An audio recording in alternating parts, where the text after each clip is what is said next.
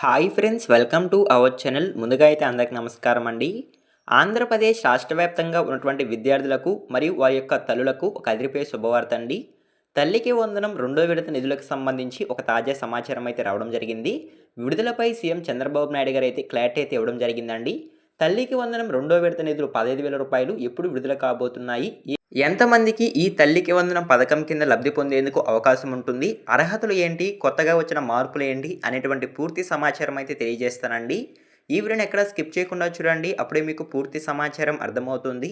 మన ఛానల్ని ఎవరైనా మొదటిసారి చూస్తుంటే ఛానల్ చూసి కంటెంట్ నచ్చినట్లయితే సబ్స్క్రైబ్ చేసుకొని పక్కనే ఉన్న బెల్ ఐకాన్ అయితే ఆన్లో పెట్టుకోండి. సో ఇక లేట్ చేయకుండా డైరెక్ట్గా వీడియోలోకి అయితే వెళ్ళిపోదామండి.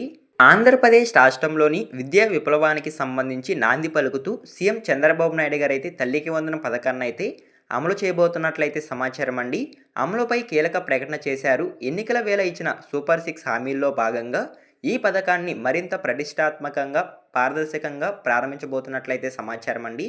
ఇప్పటికే ఆంధ్రప్రదేశ్ రాష్ట్ర వ్యాప్తంగా ఉన్నటువంటి విద్యార్థులకు మరియు వారి యొక్క తల్లులకు జూన్ 12వ తేదీన లాస్ట్ ఇయర్ అయితే ఈ యొక్క తల్లికి వందనం పథకానికి సంబంధించి మొదటి విడత నిధులనేవి నారా చంద్రబాబు నాయుడు గారు అయితే విడుదల చేయడం జరిగిందండి.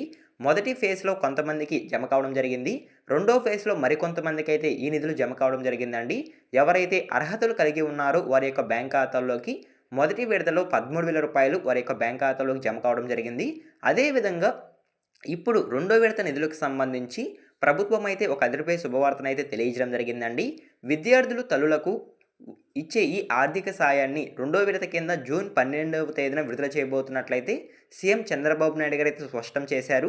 వేసవి సెలవుల అనంతరం పాఠశాలలు తెరిచే రోజై ఈ నిధులు నేరుగా లబ్ధిదారుల యొక్క బ్యాంక్ ఖాతాల్లో, అంటే విద్యార్థుల యొక్క తల్లి ఖాతాలో జమ కావడం జరుగుతుంది అంటే సమాచారం అండి.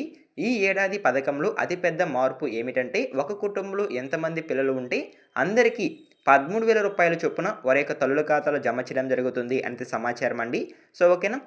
84% మంది విద్యార్థులకు తల్లికి వందనం పథకం కింద లబ్ధి పొందేందుకు అవకాశం ఉంటుందని ప్రభుత్వం అయితే తెలియజేయడం జరిగింది. ఇంట్లో ఎంతమంది విద్యార్థులు ఉంటే వారి యొక్క బ్యాంక్ ఖాతాల్లోకి 13,000 చొప్పున, అంటే ఎగ్జాంపుల్ ఇద్దరు కనుక ఉన్నట్లయితే 26,000 జమ కావడం జరుగుతుంది.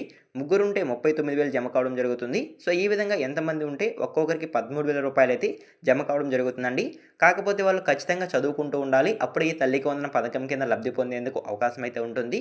పథకం అమలు తీరును అర్థం చేసుకోవడానికి గత ఏడాది విడుదల చేసిన జీవో నెంబర్ 26 ప్రకారం మార్గదర్శకాలను గమనించినట్లయితే, దీని ప్రకారం 1వ తరగతి నుండి 12వ తరగతి వరకు చదువుతున్న విద్యార్థులు ఈ పథకానికి అర్హులు అంటే సమాచారం.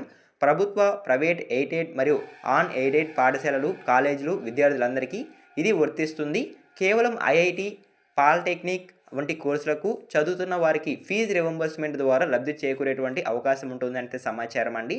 సో ఓకేనా. ప్రతి విద్యార్థికి మంజూరయ్యే 15,000 నుండి 2,000 రూపాయలు ఎందుకు మినహాయించారు అనేటువంటి సమాచారం అయితే తెలియజేస్తాను. గత ఏడాది కూడా ఒక్కొక్క విద్యార్థికి 13,000 రూపాయలు మాత్రమే జమ చేయడం జరిగిందండి. ఈ విధంగా ఎందుకు జమ చేస్తున్నారంటే, ఈ మినహాయింపును సొమ్మును పాఠశాలల మౌలిక సదుపాయాల కోసం, అభివృద్ధి కోసం ఉపయోగించబోతున్నట్లయితే సమాచారం అండి. అందుకారణంగా 2,000 రూపాయలు మినహాయించి మిగతా 13,000 రూపాయలు తల్లి యొక్క బ్యాంక్ ఖాతాలో జమ చేయడం జరుగుతుంది. సో ఓకేనా. అదేవిధంగా నెక్స్ట్ చూసుకున్నట్లయితే తల్లికి వందనం పథకానికి సంబంధించి కొన్ని కొత్త అర్హతలు అనేవి రావడం జరిగిందండి. ఈ అర్హతలు మీరు కలిగి ఉంటేనే తల్లికి వందనం పథకం కింద లబ్ధి పొందేందుకు అవకాశం అయితే ఉంటుంది. ఒకసారి కనుక చూసుకున్నట్లయితే కుటుంబ ఆదాయం అనేది గ్రామాల్లో 10,000, అదేవిధంగా పట్టణాల్లో 12,000 నెలకి లోపు ఉండాలనేది సమాచారం అండి. ఈ విధంగా ఆదాయం ఉంటేనే ఈ పథకం కింద లబ్ధి పొందేందుకు అవకాశం ఉన్నట్లయితే సమాచారం. అదేవిధంగా చెల్లుబాటు అయ్యే రైస్ కార్డ్ కలిగి ఉండాలి. 3 ఎకరాలు మాగాణి లేదా 10 ఎకరాల మెట్ట భూమి లోపు భూములు అనేవి ఉండాల్సి ఉంటుంది. సగటు నెలకి 300 యూనిట్ల కంటే ఎక్కువ కరెంట్ అనేది రాకూడదు. 4 చక్రాల వాహనం ఉండకూడదు. ట్రాక్టర్, ట్యాక్సీ, ఆటోలు మినహాయింపు, కారు ఉండకూడదు అంటే సమాచారం. ముఖ్యంగా హాజరు. సో విద్యార్థికి సంబంధించి స్కూల్లో అటెండెన్స్ అనేది 75% అయితే ఉండాల్సి ఉంటుంది. సో 75% అటెండెన్స్ ఉంటేనే ఈ తల్లికి వందనం పథకం కింద లబ్ధి పొందేందుకు అవకాశం అయితే ఉంటుందండి. సో ఈ అర్హతలు మీరు కలిగి ఉంటేనే తల్లికి వందనం పథకం కింద 13,000 రూపాయలు లబ్ధి పొందేందుకు అవకాశం అయితే ఉంటుంది. జూన్ 12వ తేదీన ఆంధ్రప్రదేశ్ రాష్ట్ర వ్యాప్తంగా ఉన్నటువంటి విద్యార్థులకు వారి యొక్క తల్లుల ఖాతాల్లోకి తల్లికి వందనం రెండో విడత నిధులు అనేవి విడుదల చేస్తున్నట్లయితే సమాచారం. సో ఓకేనా. ఇంట్లో ఎంతమంది విద్యార్థులు ఉంటే అందరికీ ఈ పథకం కింద లబ్ధి పొందేందుకు అవకాశం అయితే ఉంటుంది. 15,000 రూపాయల నుంచి 2,000 రూపాయలు ఎందుకు తగ్గించారు అనేటువంటి సమాచారం కూడా తెలియజేశాను. సో ముఖ్యంగా విద్యార్థులకు 75% అటెండెన్స్ అనేది ఉండాలి. అదేవిధంగా ఆధార్ కార్డ్‌లో తప్పులు ఉంటే మీరు వెంటనే మార్చుకోవాల్సి ఉంటుందండి. ఆధార్ కార్డ్‌కి బ్యాంక్ అకౌంట్‌కి లింక్ అయి ఉండాలి. అదేవిధంగా ఎన్‌పీసీఐ ఖచ్చితంగా మీరు కంప్లీట్ చేసుకొని ఉండాలి. అప్పుడే మీకు యొక్క నిధులనేవి జమ కావడం జరుగుతుంది. ఇన్‌కమ్ టాక్స్ కట్టేవారు ఈ పథకానికి అనర్హులనైతే సమాచారం. సో, ఈ విధంగా మీరు అర్హతలు కలిగి ఉంటేనే ఈ పథకం కింద లబ్ధి పొందేందుకు అవకాశం అయితే ఉంటుంది. సో, ఓకేనా. ఇదేనండి తల్లికి వందనం పథకానికి సంబంధించి వచ్చిన తాజా సమాచారం అయితే ఈ విధంగా ఒక ఇన్ఫర్మేషన్ అయితే రావడం జరిగింది.